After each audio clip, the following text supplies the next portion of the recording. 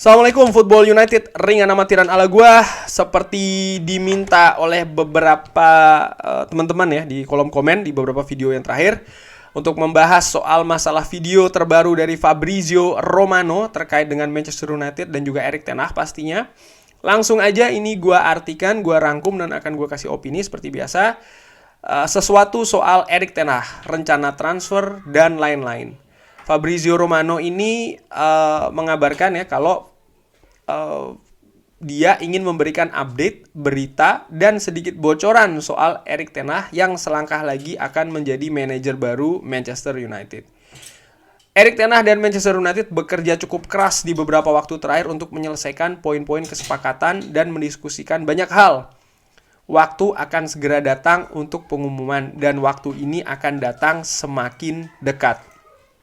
Di dalam poin yang dibahas, Erik ten Hag menekankan betapa pentingnya strategi soal transfer market ya, dan dia berharap untuk memiliki power.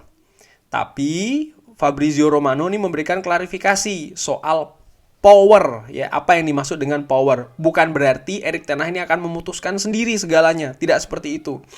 Erik ten Hag tidak bodoh dan juga tidak gila untuk meminta hal tersebut di klub sebesar Manchester United. Tapi ini tentang bagaimana menentukan soal transfer, kontrak pemain, gaji, dan lain-lain bersama board management. Ini sangat penting bagi Erik ten Hag untuk memiliki model yang sama ya dengan yang dia punya di Ajax bersama Mark Overmars.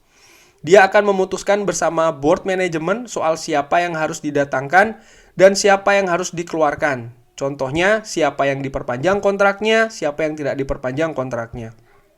Lalu juga soal bagaimana strategi untuk pemain muda dan lain-lain. Fabrizio Romano juga menjelaskan ini bukan berarti nanti prosesnya Erik ten Hag yang mencari pemain ya, lalu board cuman bilang yes atau no. Bukan begitu. Proses ini akan berlangsung secara bersama-sama, pun juga dengan Ralf Rangnick sebagai konsultan ya.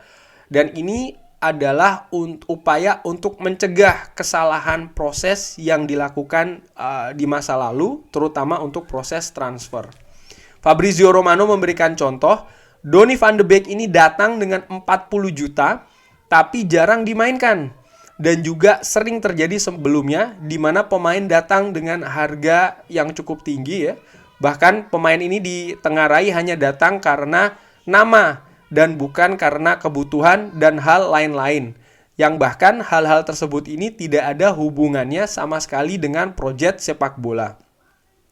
Erik ten Hag dan board management ingin memastikan kalau nanti pemain datang ya, mereka akan datang karena sistem dan juga proyek sepak bola dan bukan hal lain. Wow, ini menarik ya. Berarti kemarin-kemarin itu pemain-pemain bintang sebagian besar datang karena kenapa kok pemain-pemain seperti Donny van de Beek, Fred katakanlah ya, Ander Herrera yang datang telat, Harry Maguire yang datang telat, mungkin harga juga terlalu tinggi dan juga lain-lain. Bagaimana ini bisa terjadi? Karena banyaknya kesalahan yang dilakukan oleh board management menurut gua ini ya, opini gua.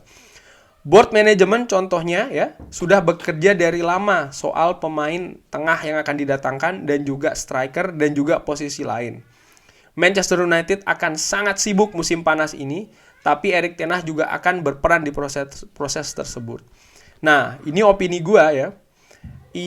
Hal ini tidak terjadi di masa lalu, di zamannya setelah zamannya Sir Alex Ferguson, di mana board management dan manajer dari tim itu tampak berjalan sendiri-sendiri, tidak bekerja dengan sinergi. Dan inilah yang mengakibatkan selama 8 tahun terakhir Manchester United ini ya prestasinya seperti ini saja ya. Lalu opini gua nomor 2 adalah inilah kenapa mungkin tidak ada pergerakan di musim dingin kemarin ya, di bursa transfer Januari.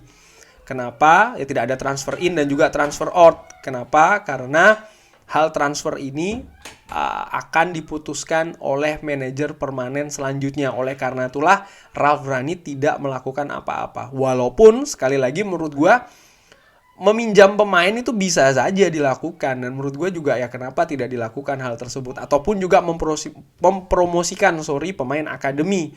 Karena kan ya kita kekurangan pemain sekarang, di lini tengah kita kekurangan karena cedera 2 pemain secara bersamaan, di sektor sayap serang pun juga demikian. Dan menurut gue Sebenarnya mungkin ya hal-hal ini bisa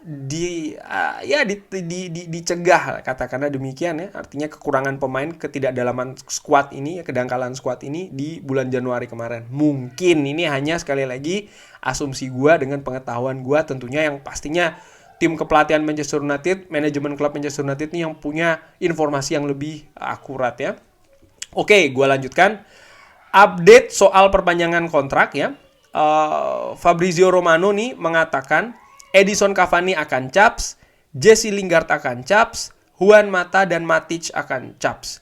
Dan Erik ten Hag, ini menurut gue ya menarik adalah menurut Fabrizio Romano sudah memutuskan hal tersebut dengan board management.